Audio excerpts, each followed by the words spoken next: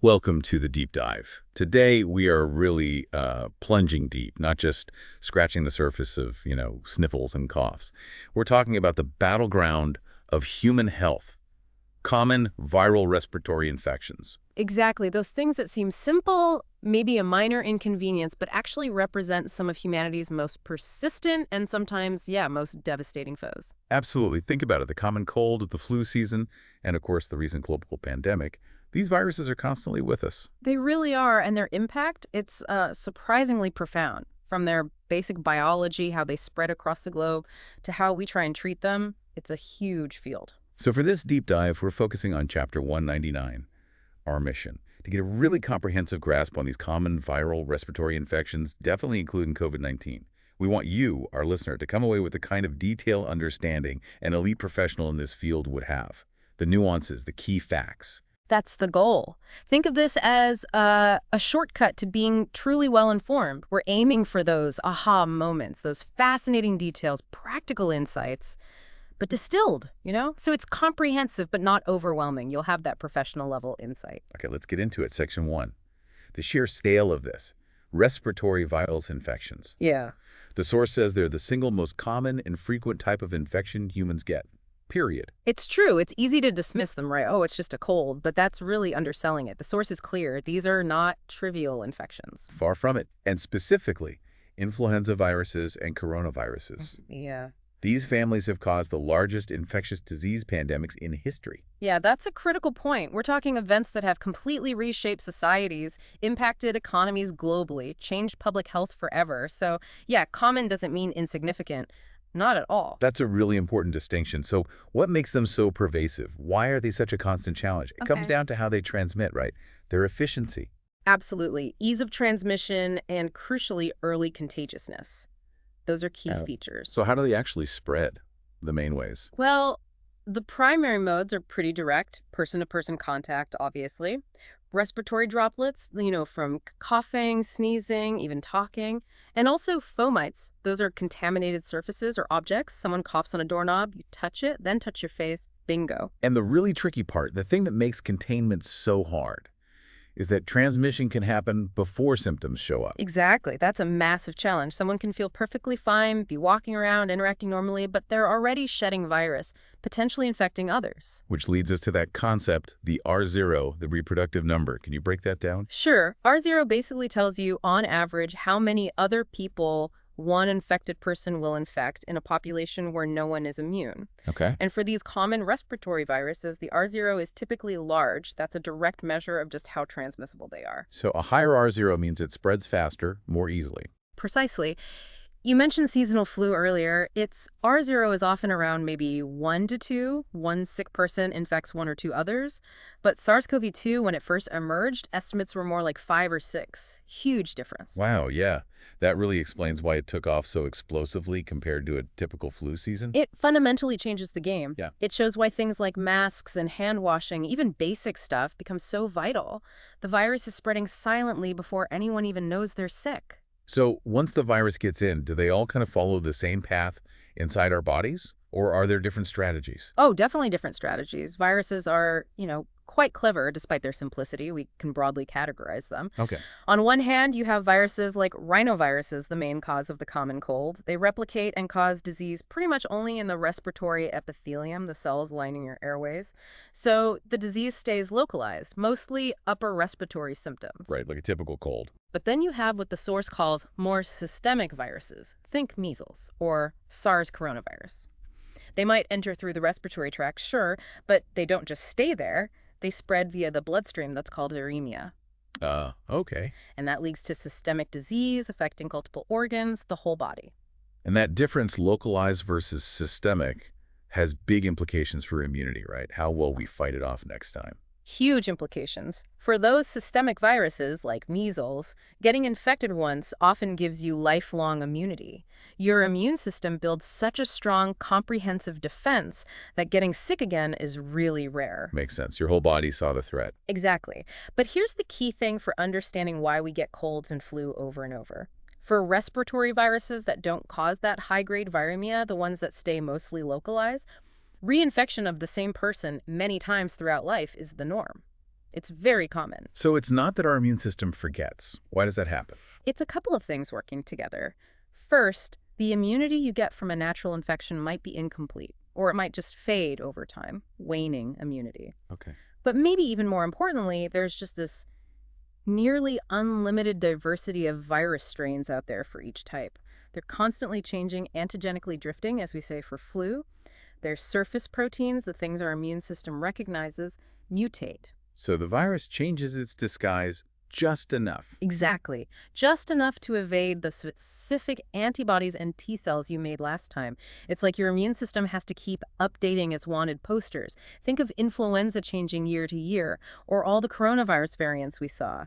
That constant evolution makes long-term immunity and vaccine development a real challenge. A perpetual arms race, basically. Yeah. And that explains why specific antiviral treatments are often limited and why we only have licensed vaccines for a few of these common culprits. Precisely.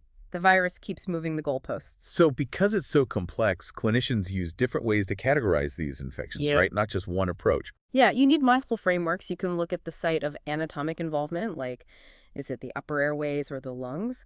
Or you can categorize by the disease syndrome, the collection of symptoms, like the common cold or pneumonia. Or, of course, by the specific virus causing it, the etiologic agent, like influenza A or RSV. Using all these helps build a clearer picture for diagnosis and treatment. Okay, that layered approach makes sense, and it leads us nicely into our next section, mapping the human respiratory system itself. Where exactly do these viruses strike?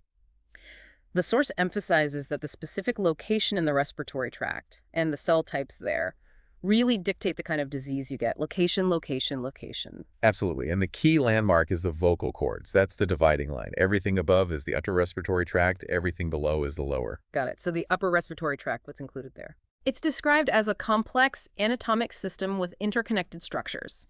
Think nasal cavity, the paranasal sinuses all around it, the pharynx or throat, and also the tonsils and adenoids.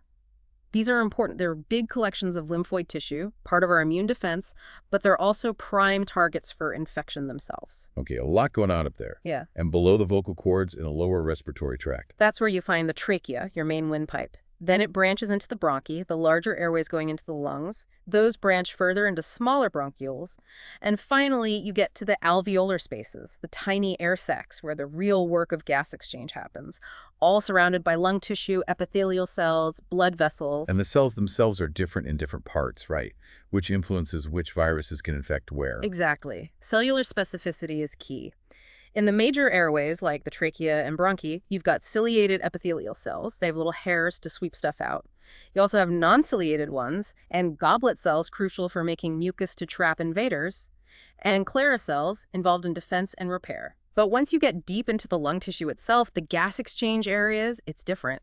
No smooth muscle down there, no ciliated cells in the alveoli.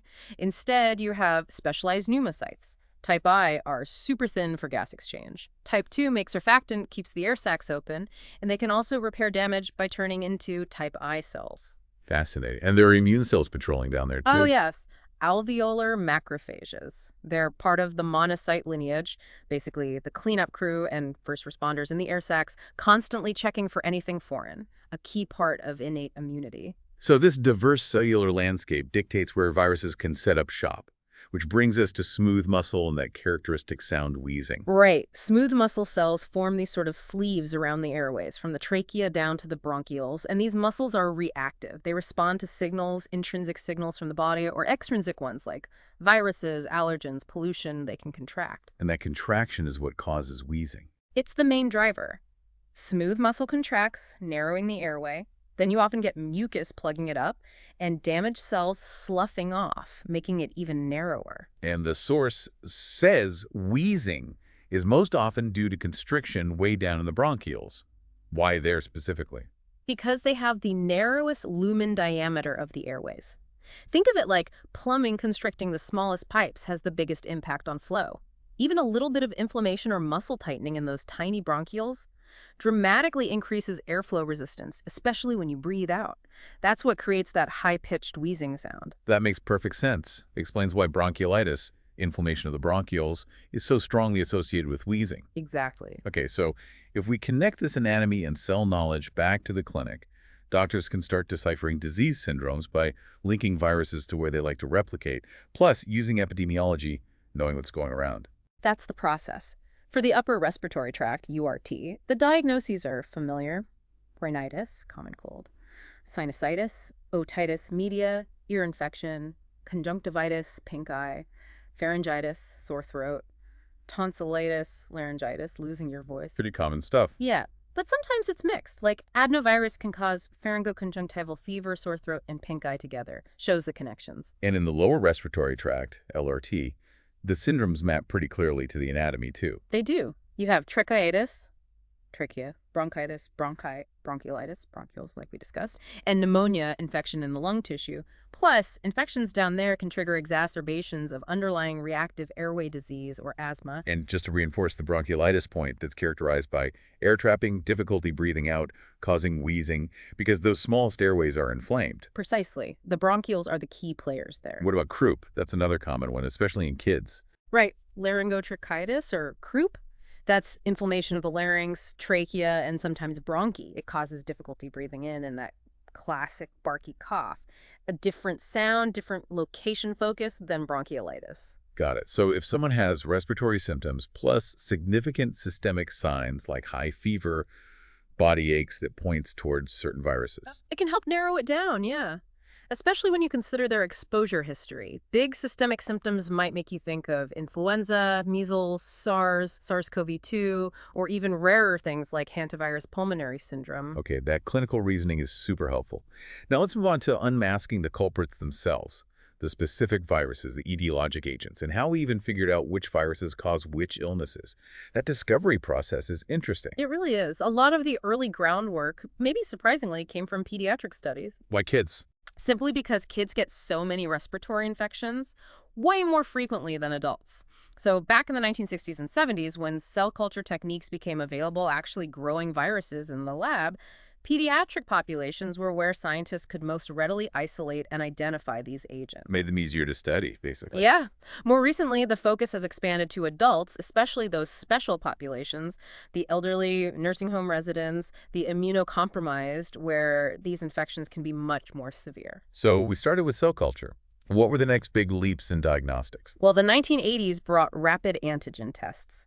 These are immunoassays looking for viral proteins directly in a sample. They gave much faster results for things like RSV and influenza. Faster than growing in a dish. Much faster. But the real game changer was the RT-PCR revolution, reverse transcription polymerase chain reaction. PCR, yeah. Became a household term recently. Exactly. These molecular tests are incredibly sensitive and specific. They can detect tiny amounts of viral genetic material, like RNA or DNA. This has greatly increased our knowledge in the last few decades.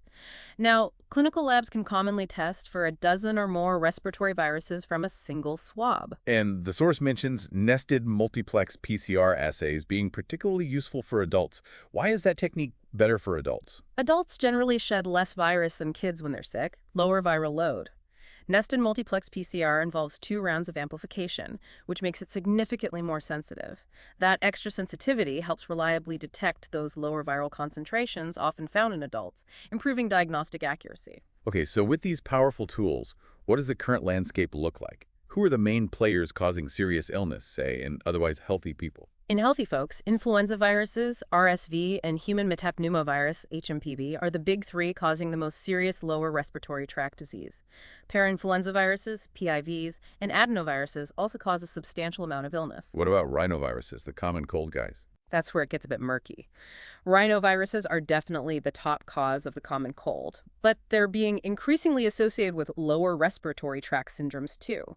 But it's hard to pin down exactly how often they cause serious LRT disease. It is difficult because rhinovirus infection is so common even in asymptomatic individuals.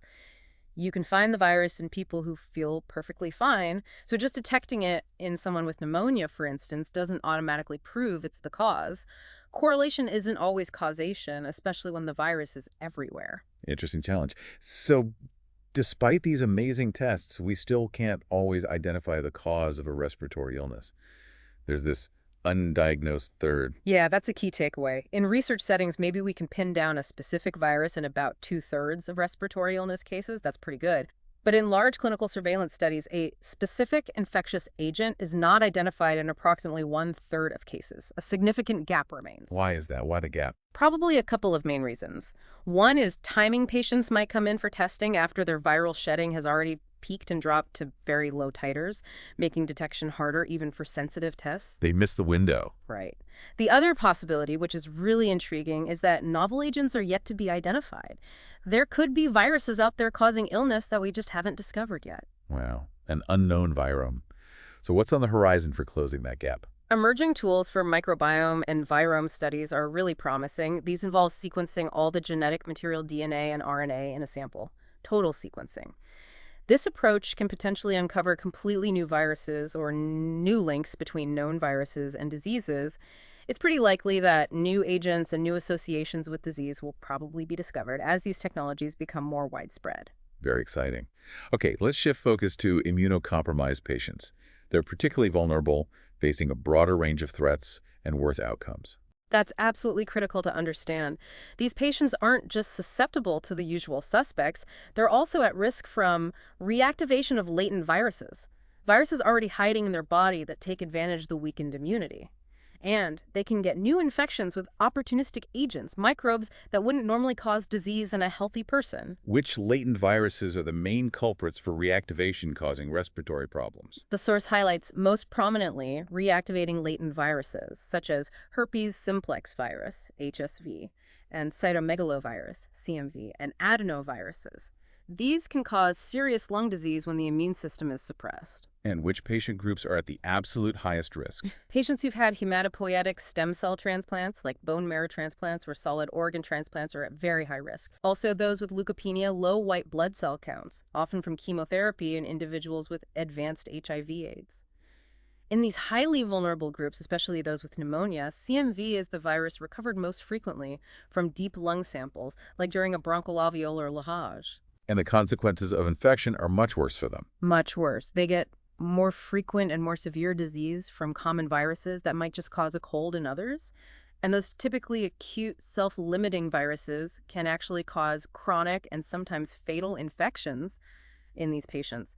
The virus just persists and keeps causing damage. That's incredibly serious. And there's a risk of spread within healthcare settings, too. Nosocomial transmission. Yes, a significant risk, especially in places like stem cell transplant units. Outbreaks can be high, with entire units affected. It highlights the absolute need for incredibly strict infection control for these patients. Absolutely crucial. Okay, let's move into the rogues gallery, our deep dive into specific viral families, starting with a big one known for its pandemic potential. Influenza viruses, the Orthomyxoviridae. Right. Clinically, everyone needs to recognize the typical influenza syndrome. Abrupt onset, fever, those awful muscle aches, myalgias, fatigue, sore throat, headache, cough. Feels much worse than a cold. Definitely. And it's crucial to remember influenza can cause severe and even fatal pneumonia. It's particularly dangerous for the elderly, nursing home residents, immunocompromised people, and very young kids. And it has that unique complication, the high rate of bacterial superinfection. Yes, that's a key feature. Secondary bacterial pneumonia, often caused by staph or strep bacteria, can occur in as many as 10% of influenza cases. That's a major cause of mortality. Structurally, what kind of virus is influenza? It's a single-stranded, segmented, negative-sense RNA genome virus. The segmented part is really important for how it evolves. Okay, and there are different types. 3 serotypes. A, B, and C. A and B cause most of the severe human disease. Influenza A is further divided based on its surface proteins. 18 hemagglutinin H subtypes and 11 neuraminidase N subtypes. Those H's and N's are key. The H and N numbers we always hear about. Those are linked to the major pandemics. Directly linked. The 1918 Spanish flu was H1N1, the 1957 Asian flu was H2N2, the 1968 Hong Kong flu was H3N2, and the 2009 swine flu was a novel H1N1 strain, H1N1 PDM 2009. So those specific combinations define the pandemic strains.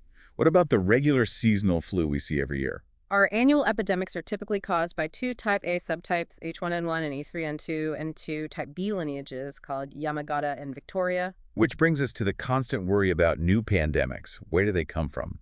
This involves zoonotic threats, right? Viruses jumping from animals. Exactly. That's the big concern. A major reservoir for new, potentially pandemic influenza viruses is aquatic birds.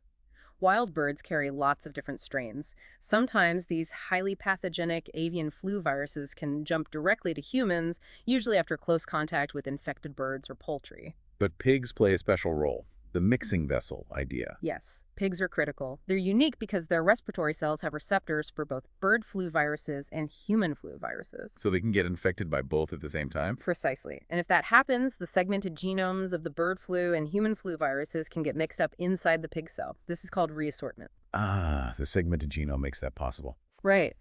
This reassortment can create a brand new hybrid virus, one that might have picked up the ability to infect humans easily from the human virus, but has surface proteins from the bird virus that our immune systems have never seen before. Co-housing pigs and poultry significantly increases the risk of reassortment. That's how you can get a zoonotic virus that's suddenly fit for human-to-human spread.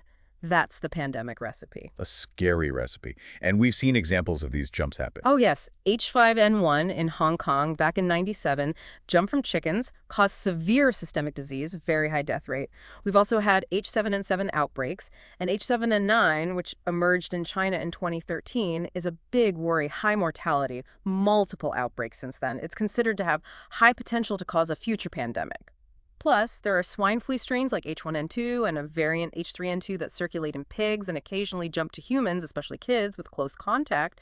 Even rarer jumps from H6, H9, H10 subtypes have happened. It's a constant threat. Constant surveillance needed. What about influenza B? Does it evolve differently? It does seem to. Type B viruses mutate less frequently, probably because they're almost exclusively human viruses. They don't have that big animal reservoir for reassortment like type A. Okay. But type B did diverge antigenically back in the 1970s into two distinct lineages, Victoria and Yamagata. And that divergence affected our vaccines. It did. It led to the expansion from trivalent vaccines, 2A strains, 1B, to quadrivalent vaccines, 2A, both B lineages, to provide broader protection against circulating B viruses. Makes sense.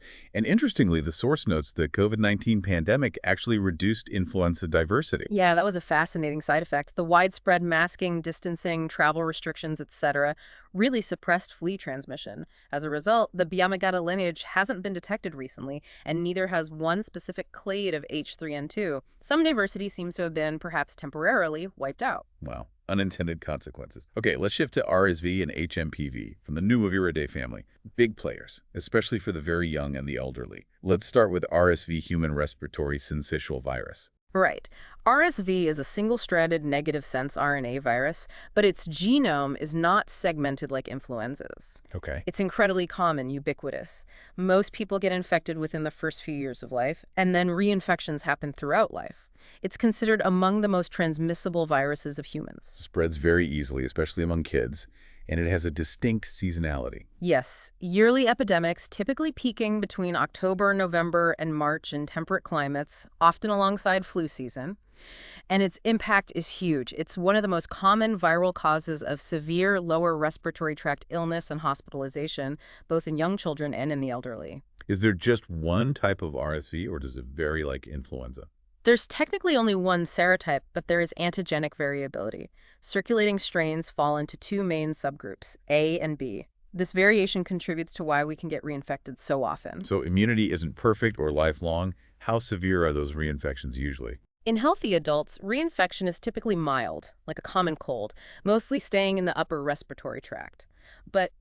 And this is critical, severe lower respiratory tract disease from RSV reinfection is common and dangerous in the elderly, especially frail, institutionalized individuals, and also in immunocompromised patients. And RSV is strongly linked to wheezing in kids, right?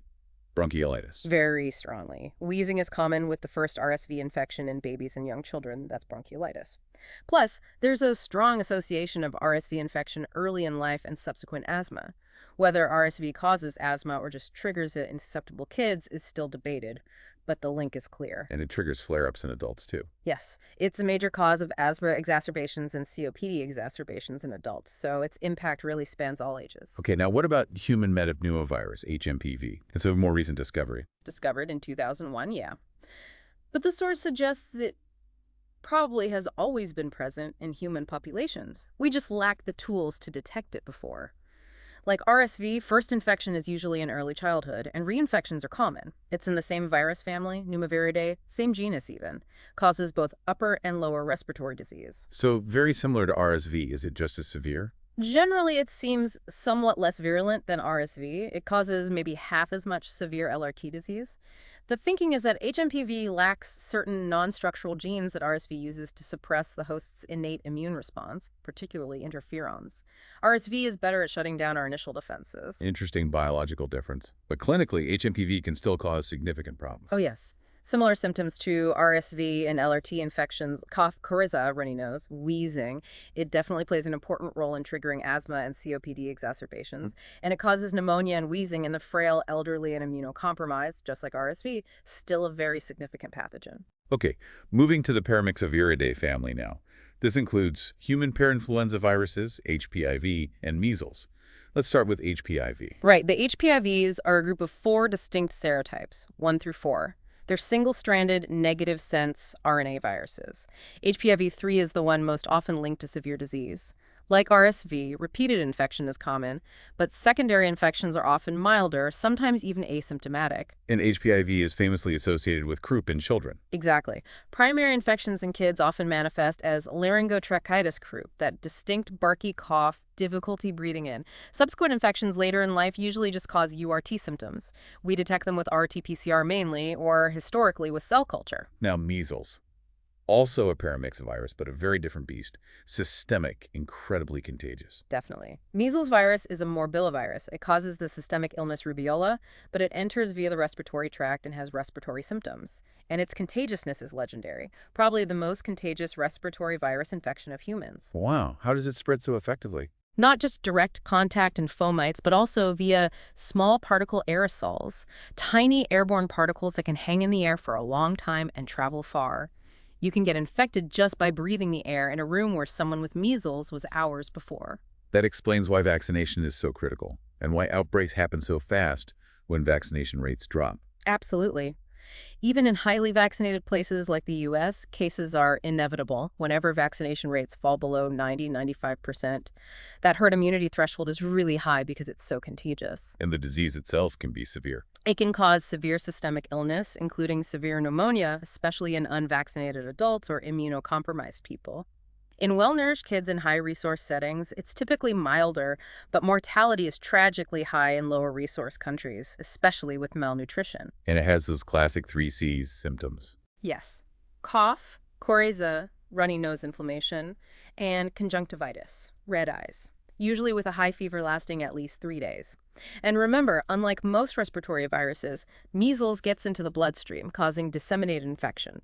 That's why you get the systemic symptoms. Including the rash and those spots in the mouth. Exactly. The characteristic diffuse maculopapular rash appears a few days after the fever starts. And Koplik spots, those little white spots inside the mouth, appear briefly before the rash and are considered diagnostic. A truly formidable virus, highlighting the success of vaccination. Okay, next family. Picornaviridae. This is a really diverse group. Rhinoviruses, enteroviruses, parechoviruses, from the common cold to potentially severe stuff. Yeah, and the naming can be a bit confusing now. The source notes that rhinovirus, enterovirus, and parechovirus are now technically considered species within the larger enterovirus genus in the updated taxonomy. Good to know. Do they have different seasonal patterns? They do. Rhinovirus infections happen year-round, always around. But enterovirus infections peak most commonly in the summer months in temperate areas, quite different from the winter peaks of flu and RSV. Let's focus on rhinoviruses first. King of the common cold. Absolutely. Single-stranded, positive-sense RNA genomes, icosahedral shape, no envelope. Their defining feature is being exceptionally diverse. Over 100 serotypes, tons of genotypes split into rhinovirus A, B, and C species. That diversity is why we keep getting colds. And they cause at least half of all common cold. At least half, yeah. Responsible for a huge amount of morbidity worldwide. Can these colds lead to complications? They can. Otitis media, ear infections in kids, is a common complication. Sinusitis in adults too. In fact, most adults probably have some radiographic evidence of sinusitis during a cold, even if it's mild. That's why some call it rhinosinusitis. But the really interesting development is the link between rhinoviruses and more serious lower respiratory problems. Yes, that's a major shift in thinking. There's now a strong association with exacerbations of reactive airway disease in children and asthma in adults. So not just triggering sniffles, but potentially causing serious breathing problems. It appears so. It used to be thought they stayed in the URT and maybe caused LRT inflammation indirectly, but recent studies strongly link them epidemiologically to wheezing episodes, asthma attacks serious enough for hospitalization, and rhinovirus C specifically seems associated with more severe syndromes like pneumonia or COPD exacerbations. How might they be causing LRT disease? Direct infection down there. That's one possibility, direct infection of lower airways causing local inflammation. The other idea is that a really significant URT infection could trigger the release of inflammatory mediators that then travel down and affect the lower airways, or maybe both. But studying this is hard. We talked about the challenges with diagnostics. Very hard. Cell culture isn't sensitive enough. RT-PCR is sensitive, but it can stay positive for a long time, even without symptoms, making it hard to link a positive test directly to current LRT illness. And serology is tough with so many serotypes. But despite these hurdles, the source says, most experts believe rhinoviruses are a common cause of serious lower respiratory tract illness. The evidence is building. Fascinating. Okay, what about the non-polio enteroviruses in the same family? These are also common worldwide, often asymptomatic, which helps them spread silently. But they can cause outbreaks of clinical respiratory disease, sometimes severe, even sometimes with fatal consequences. Which types are most notable? While enterovirus A includes the Coxsackie viruses, famous for causing hand, foot, and mouth disease in kids with those oral lesions and rashes. They also cause herpangina, that specific pharyngitis with ulcers or vesicles on the palate, fever, painful swallowing, common in kids in the summer. And enterovirus A71 is a particular concern. Yes. EVA71 has caused large hand, foot, and mouth outbreaks, especially in Asia, sometimes with severe neurological complications and death, a serious pathogen. What about enterovirus B? That's a huge group, over 90 serotypes, including the echoviruses. Despite the old orphan name, they're now known to cause various diseases in kids. You can find them in URTIs in the summer. Echovirus 11 has been linked to croup, and epidemiologically, echoviruses are linked to LRT disease too, like pleurodynia, that sharp chest pain with fever. Now briefly, enterovirus C and D. Enterovirus C includes the polioviruses, mostly controlled by vaccine now. Enterovirus D includes EVD68, which gained notoriety for causing outbreaks of severe wheezing illness, and, alarmingly, cases of acute flaccid myelitis, a polio-like paralysis in children. Wow, a really diverse and sometimes dangerous group. And the last one in this family, parechoviruses. Human parechoviruses, HPV, HPV1, and HPV2 are frequent human pathogens. They usually cause just mild respiratory or GI illness, mostly in young children. Most adults have antibodies, meaning they were infected as kids, generally less severe than some of the enteroviruses. Okay, quite a family portrait there. Let's move to adenovirity. Persistent, diverse. Adenoviruses infect humans and animals. They were first found in human adenoid tissue, hence the name, and a key feature is persistence. Some serotypes set up persistent asymptomatic infections in tonsils and adenoids, shedding virus for months or years without symptoms. Very stealthy. What do they look like structurally? They're double-stranded DNA viruses, non-enveloped icosahedral shape with a large linear DNA genome, and they are incredibly diverse. 7 major human species, A to G, with 57 distinct serotypes. That diversity explains why they cause such a wide range of illnesses. What kind of respiratory infections? Respiratory infections are mostly caused by species B and C. They can pop up year-round, causing sporadic outbreaks, but some strains are endemic. Clinically, it ranges from a mild cold to more severe LRT illness like croup bronchiolitis or pneumonia. Species B and D are also known for causing conjunctivitis, pink eye. And that classic syndrome, pharyngoconjunctival fever. Yes, that combination of sore throat and pink eye is frequently associated with acute adenovirus infection. They can also cause gastroenteritis, that's usually species F, serotypes 40 and 41. And like others we've discussed, they're a bigger threat to the immunocompromised. Yes, highly susceptible to severe disease. And there's a specific syndrome called acute respiratory disease, or ARD. ARD is common in stressful or crowded living conditions. First seen in military recruits in WWII, and it flares up when vaccination stops, mostly associated with types 4 and 7. Which brings us to their unique vaccine. Right, the vaccine uses live types 4 and 7 given orally as tablets. It's fascinating, the unmodified viruses are given via the enteric route, through the gut, not the respiratory route. This causes an immunizing asymptomatic infection in the gut, generating immunity without the respiratory illness. It's currently just for U.S. military personnel ages 17 to 50. And without it, AR outbreaks recur in recruits. Really clever approach.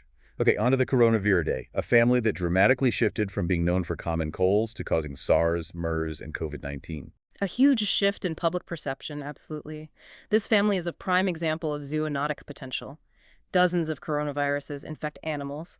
For most of the 20th century, we only knew about two main human ones, 229E and OC43. They caused common colds, generally mild, nothing suggesting the danger to come. Until SARS-CoV-1, that was the first big shock, A right? massive wake-up call. The 2002-2003 SARS epidemic, it showed the world that animal coronaviruses could jump to humans and be devastating. Over 8,000 cases, mortality near 10%. It caused systemic illness, entering via the respiratory route. But interestingly, SARS often lacks upper respiratory symptoms like a runny nose, though cough and shortness of breath were common. Patients often had fever, aches, malaise, chills, sometimes watery diarrhea too, made early diagnosis tricky. And even before SARS-CoV-2, other human coronaviruses emerged. Yes. HCoV-NL63, a group 1 virus, is now recognized as a common cause of both UR and LRT illness. HCoV-HKU1, group 2, found in 2005, also causes respiratory illness but seems less common, shows ongoing spillover. And then MERS-CoV, another severe one. Middle East Respiratory Syndrome coronavirus, emerged in 2012. Causes severe disease in humans with 35% mortality, over 2,500 cases reported.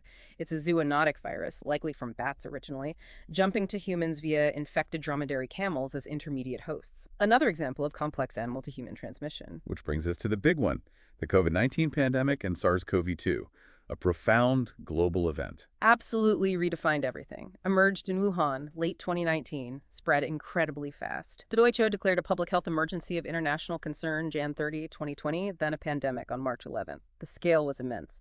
By August 2021, the source cites over 200 million confirmed cases, over 4.3 million deaths worldwide. Staggering. So let's get into the biology of SARS-CoV-2 itself. What kind of virus is it? It's a beta coronavirus, lineage B, shares ancestry with SARS-CoV-1 and MERS-CoV, but also the common cold coronaviruses OC43 and HKU1. Structurally, it's enveloped positive sense RNA virus. Its genome is huge for an RNA virus, quite large, nearly 30,000 nucleotides in a single linear segment. And it has key proteins, like the spike protein, that were crucial for infection and became vaccine targets. Absolutely critical. It encodes 4 main structural proteins: S, spike, E, envelope, M, membrane, N, nucleocapsid. Plus, a large polyprotein gets cleaved into 16 non-structural proteins for replication. The S protein, the spike, is the star player for entry. It's a trimer. It gets primed or activated by a host enzyme called TMPRSS2. And its receptor binding domain, RBD, specifically latches onto the human ACE2 protein receptor on our cell surfaces.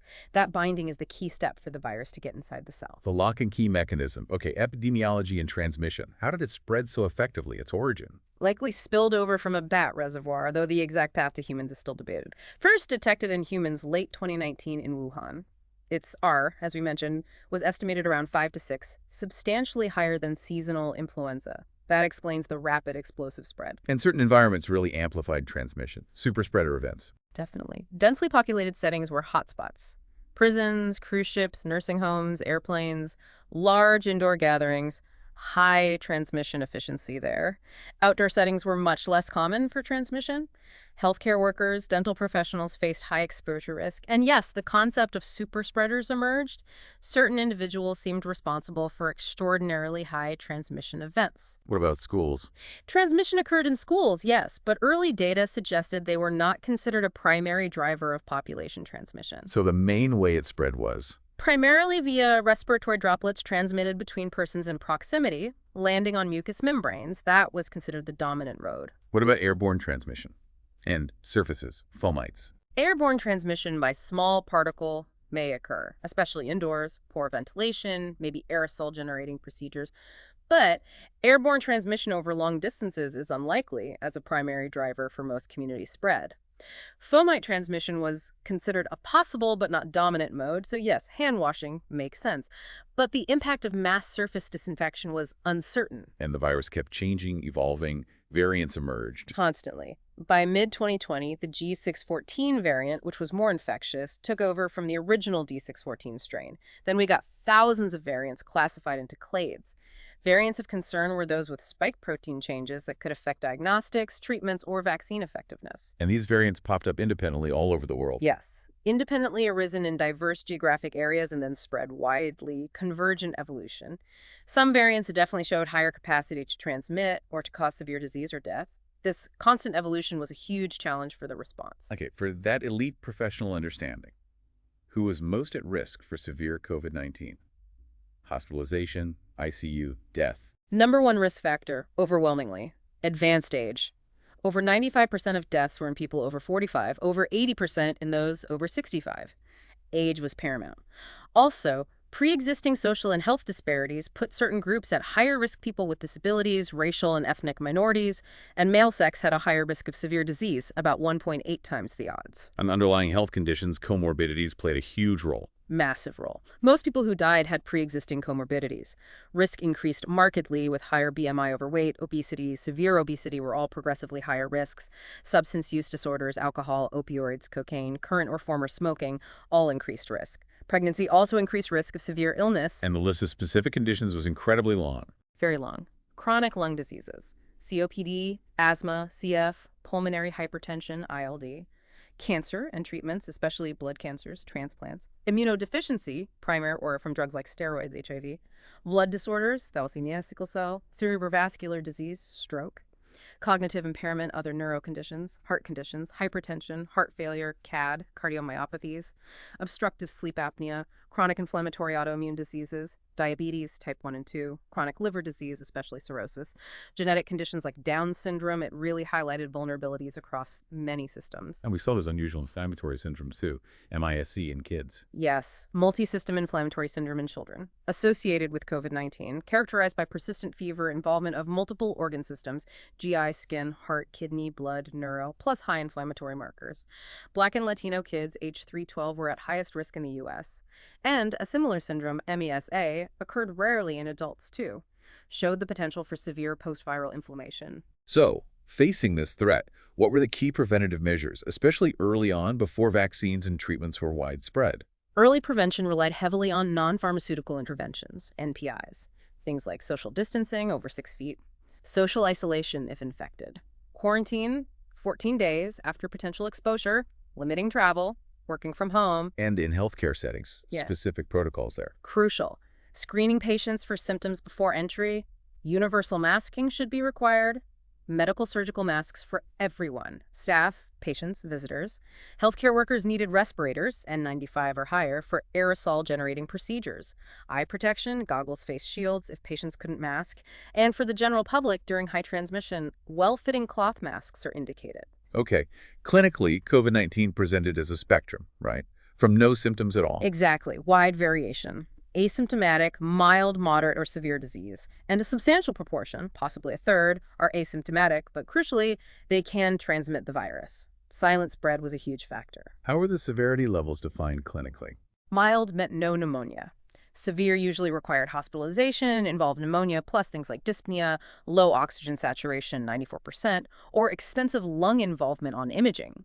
Critical disease meant respiratory failure needing mechanical ventilation, multi-organ failure, or shock, required ICU care. So how was a specific diagnosis made? What were the main tests? Primarily using nucleic acid amplification testing, NAAT, basically PCR on respiratory samples. Nasopharyngeal swabs were most common. Saliva testing was also used, especially for large-scale screening. And what did general lab tests show in severe cases? What abnormalities were common? Severe illness showed widespread abnormalities consistent with systemic disease. Things like low lymphocytes, lymphopenia, low platelets, thrombocytopenia.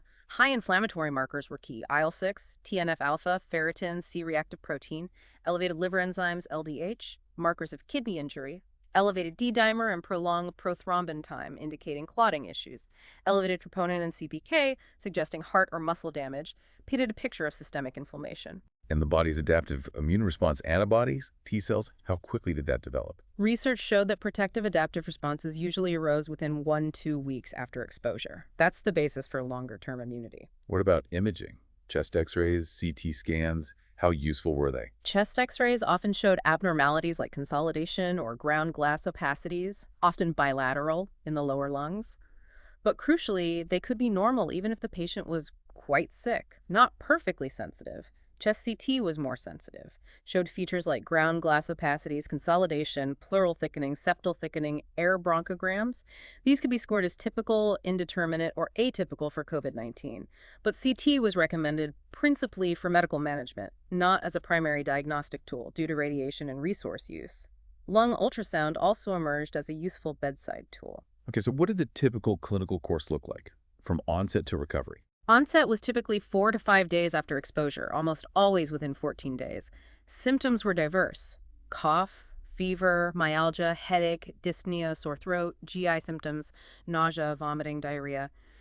The really distinctive ones were the sudden loss of taste, dysgeusia, and smell, anosmia, happened in a substantial number of cases, usually resolving over weeks to months. Were there other less common manifestations and broader health impacts? Yeah, diverse skin findings were reported: COVID toes, rashes, a general decline in health, especially worsening dementia in older adults, and significant mental health consequences were common depression, anxiety driven by the illness, the isolation, the whole pandemic situation. And the complications of severe COVID could be devastating, affecting multiple organ systems. Absolutely. The main respiratory complication was ARDS, acute respiratory distress syndrome, often needing oxygen and ventilation. Thromboembolic events were common blood clots, mostly venous pulmonary embolism, DVT, but also arterial, stroke, limb ischemia. The virus really messed with clotting. What about heart and brain complications? Cardiac issues included heart failure, myocardial injury, arrhythmias, shock. Neurologically, encephalopathy, brain dysfunction, was common in the critically ill, especially delirium, which reduced survival. Seizures, ataxia, motor sensor deficits also occurred. And the body's own inflammatory response could sometimes make things worse. Yes, that excessive inflammatory response or cytokine storm could lead to persistent fever, multi-organ damage, high fatality risk. It seemed the host response itself contributed directly to lung damage. Autoantibodies were even reported. Secondary bacterial or fungal infections happened, but were usually secondary and less common than initially feared compared to the primary viral damage. So how was COVID-19 managed, especially as treatments evolved rapidly? Management focused on the severe respiratory illness and systemic disease manifestations. Initially supportive care, then more targeted therapies. Antibiotics were not generally indicated upfront unless bacterial infection was strongly suspected, with emphasis on stopping them if no evidence was found. What if flu was also circulating? Then empiric flu treatment was recommended for hospitalized patients, just in case of co-infection. Though COVID measures did reduce flu incidence drastically. Because of the high clot risk, blood thinner prophylaxis, venous thromboembolism prevention, was standard for hospitalized patients. What about fever reducers and managing other meds people were on? Acetaminophen was the preferred antipyretic over NSAIDs due to some early concerns about NSAIDs potentially worsening outcomes. For people on immunomodulators for other conditions, it was case by case, but generally, experts recommended continuing things like aspirin, statins, AC inhibitors, ARBs. How long did recovery typically take, and what about long COVID? Recovery varied hugely. Mild, moderate cases often resolved in about 2 weeks for most, 80%. Severe disease took much longer for recovery, on the order of several months. And yes, long COVID or post-acute sequelae emerged as a major issue. A subset of people had recurring or persisting pattern of symptoms. Most common were fatigue, cognitive deficits, brain fog, cough, dyspnea, chest pain. Severe lung-heart damage could lead to permanent impairment. Plus, long-term mental health impacts were common. Okay, let's talk specific treatments that emerged, focusing on the state of play around 2021. This field moved incredibly fast. Incredibly fast. Key point. Always consult up-to-date recommendations from health authorities like NIH, IDSA, as guidelines change constantly. The general principle was antivirals, small molecules, antibodies, work best early in infection to reduce virus levels. Later in the clinical course, anti-inflammatory drugs were more beneficial as inflammation drove the damage. Which treatments had the strongest evidence for benefit back then? The anti-inflammatory glucocorticoid dexamethasone was a big one. Yeah. For antivirals, remdesivir, sometimes with baricitinib, oral antivirals were emerging, like molnupiravir showed 50% reduction in hospitalization death in mild moderate, and AT527. For antibodies, tocilizumab, an IL-6 receptor blocker, and SARS-CoV-2 specific human monoclonal antibodies. And emergency use authorizations, EUAs, were key to getting these out quickly. Absolutely. EUAs let the FDA allow use during emergencies before full licensure. By May 2021, EUAs were out for a remdesivir, hospitalized, remdesivir plus baricitinib, 2 monoclonal antibody cocktails, bamlanivimab plus etesevimab, casirivimab plus indivimab-Rigencov, and convalescent plasma. And the vaccines, too, initially under EUA. Yes, the Pfizer, Moderna mRNA, and Janssen adenovirus vaccines all started under EUA, game changers for prevention. How did treatment differ by severity, mild versus severe? Mild disease outpatients usually just got supportive care. High-risk outpatients might get monoclonal antibodies or convalescent plasma early on to prevent progression. Severe respiratory disease, hospitalized, needed oxygen, potentially intubation and mechanical ventilation if respiratory failure occurred. Let's touch on some specific drugs. Remdesivir. Nucleotide analog inhibits coronavirus RNA polymerase 4V only. Approved for hospitalized kids 0-12 and adults. Efficacy was a bit difficult to assess clearly across all studies, maybe best in mild, moderate cases needing low-flow oxygen. One VA study showed no survival benefit but faster discharge time. Complex picture. Baricitinib, the Janus kinase inhibitor. EUA only with remdesivir for patients needing oxygen ventilation. It's used for rheumatoid arthritis, immunomodulatory, thought to dampen the inflammation in COVID. Might also have some direct antiviral effects. Glucocorticoids, like dexamethasone, became standard for severe cases. Yes, systemic corticosteroids, dexamethasone had most data, but also prednisone, methylprednisolone, hydrocortisone were shown to reduce inflammation, improve mortality, reduce need for ventilation in severe COVID. Monitoring for side effects like hyperglycemia, co-infection was important. Other immunomodulators, like tocilizumab. High inflammatory markers, D-dimer, ferritin, CRP, IL-6, correlated with severity. Tocilizumab, IL-6 receptor inhibitor, had the most robust efficacy data among these others, often suggested alongside dexamethasone in severe progressive cases. Evidence for other pathways, bradykinins, CSFs, complement other cytokinase, was insufficient outside trials at that time. Interferons were being tested, but also insufficient evidence for routine use then. What about antibody therapies? Monoclonals and convalescent plasma? 2 approaches to passive immunity. Human monoclonal antibodies, ABs, are lab-engineered proteins based on antibodies from recovered patients, highly specific. 3 mAb products got EUA for high-risk outpatients with mild-moderate disease, e.g. bamlanivimab plus etesevimab, casirivimab plus imdevimab, sotrovimab. And using cocktails of mAbs was preferred. Yes, because variants emerged with reduced susceptibility to individual mAbs. A cocktail provided broader coverage against potential escape mutants, needed constant monitoring of variants. Convalescent plasma contains polyclonal antibodies from recovered people, theoretically less prone to escape, but antibody titers were often moderately low, limiting effectiveness and consistency. FDA guidance evolved, eventually favoring high-titer plasma used early or in immunocompromised hospitalized patients. And treating complications, bacterial superinfections. Incidence was uncertain. Insufficient data to recommend routine empiric antibiotics unless clearly indicated, though some experts use them for bacterial pneumonia in severe hypoxia. Always de-escalate if no bacterial proof. Managing other complications like ARDS, heart injury, clots, kidney injury, shock often needed specific ICU interventions, sometimes under their own EUAs. Dialysis fluids, sedation drugs. Anticoagulation for clots was complex, needed expertise. Incredible summary of a rapidly changing landscape. Okay, let's broaden out again to prevention and global threats. Vaccines is the cornerstone, but face challenges. Absolutely. For influenza, we have many licensed vaccines, inactivated shots, trivalent, quadrivalent, live attenuated nasal spray. But efficacy hinges on the antigenic match to the circulating strains. Mismatches can mean negligible efficacy. And that mismatch happens because of? Primarily antigenic drift. Those small point mutations in HA and NA genes that gradually change the virus surface requires new vaccines each year. But the bigger threat is antigenic shift.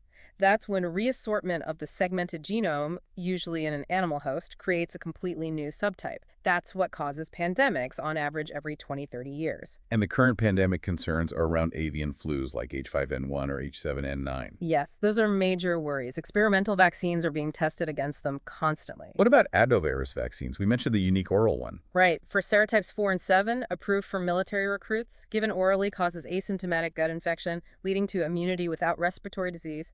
Epidemics recur without it. RSV vaccines, still under development. Yes, live attenuated and subunit candidates are under investigation for infants, children, and the elderly, a huge area of For research. the rhinoviruses, the common cold, still no licensed vaccines. Why is that so hard? The sheer diversity.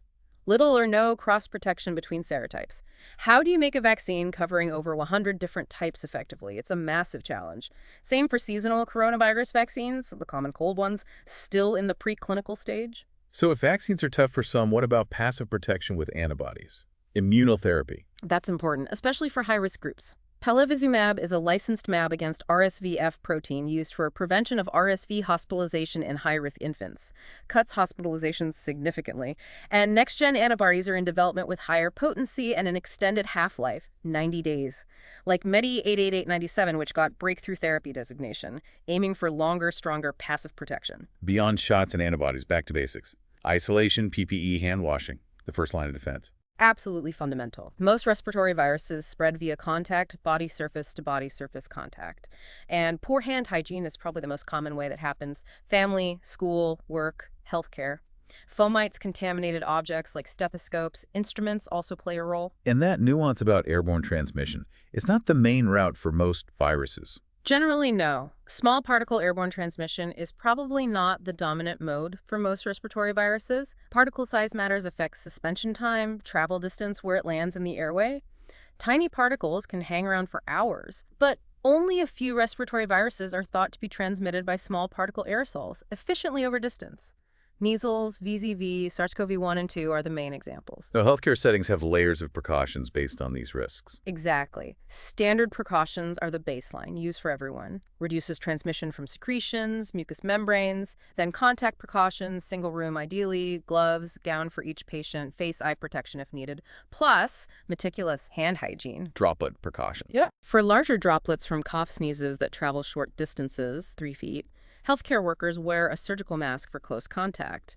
Patients wear one if leaving their room. And the highest level airborne precautions. For those truly airborne viruses, measles, VZV, SARS, requires personal respiratory protection and special ventilation. Staff wear fit-tested N95 respirators or PPRs. Patient needs an airborne infection isolation room, negative pressure, high air exchange, HEPA filtration, or direct exhaust outside. Maximum containment. Comprehensive system. Okay, finally, let's touch on other global threats.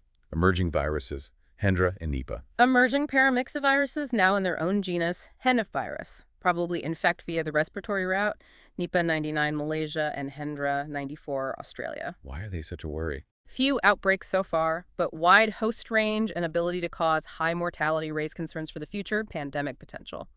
Natural host seems to be fruit bats. Pigs, Nipah, and horses, Hendra, can be intermediate hosts to humans. Clinically, often starts flu-like, progresses to encephalitis, includes respiratory illness, and kills about half of identified cases. Very dangerous combination. And lastly, Hantavirus, from the Bunnyviridae family.